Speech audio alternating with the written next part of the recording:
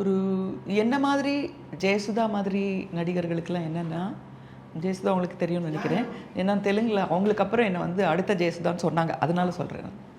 சில பேரை சாவித்திரி அடுத்த சாவித்திரின்னு சொல்லுவாங்களே, அது மாதிரி அடுத்த ஜெயசுதான்னு சொல்கிறாங்க. அதனால சொல்கிறேன். இப்போ அவங்களோட கம்பேர் பண்ணிக்கூடாது. பட் இருந்தாலும் அவங்க மன்னிப்பாங்கன்னு நினைக்கிறேன். எங்களுக்கெலாம் என்ன பெரிய அட்வான்டேஜ்னால் கேரக்டரை புரிஞ்சுக்கிறது தான். சில சமயம் நீங்கள் அந்த கதாபாத்திரத்தை புரிஞ்சுக்கிட்டாலே நடிக்கவே தேவையில்லை. அர்த்தம் புரிஞ்சிடுச்சுன்னா வந்து வார்த்தைகள் கூட தேவையில்லை, உணர்ச்சிகள் கூட தேவையில்லை. அர்த்தம் புரிஞ்சாலே அந்த முகத்துலேயும் அந்த உடல் மொழியிலையும் அது வந்துடும்.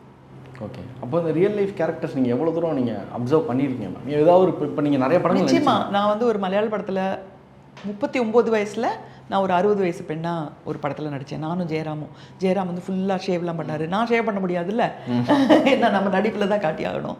கரெக்டாக அப்போ வந்து நானும் எங்கள் அம்மாவும் சேர்ந்து வெளிநாட்டுக்கு போயிருந்தோம். அப்போ கவனித்தேன், எங்கள் அம்மா என்னை விட 27 வயசு பெரியவங்க. ஸோ அதனால் அவங்க என்ன பண்ணுறாங்க, இத்தனை வருஷம் பார்த்ததே இல்லை. அம்மானா மிடுக்காக இருப்பாங்கல்ல, அம்மா படியில் இறங்கும்போது நம்மெல்லாம் நேரம் இறங்குவோம், அம்மா சைடில் இறங்குவாங்க. இத்தனைக்கும் என்னை விட ஃபிட்டு, இன்றைக்கும் அவங்க ஃபிட்டாக தான் இருக்காங்க. பட் இருந்தாலும் சைடில் இறங்குவாங்க. அதை பார்த்தோன்னே, ஓ இந்த கேரக்டருக்கு நான் நேரம் இறங்கக்கூடாது, படியில் சைடில் திரும்பி இறங்கணும், அப்போ தான் பேலன்ஸ் வரும். ஒரு சின்ன சின்ன விஷயங்களை எடுத்துக்கலாம்.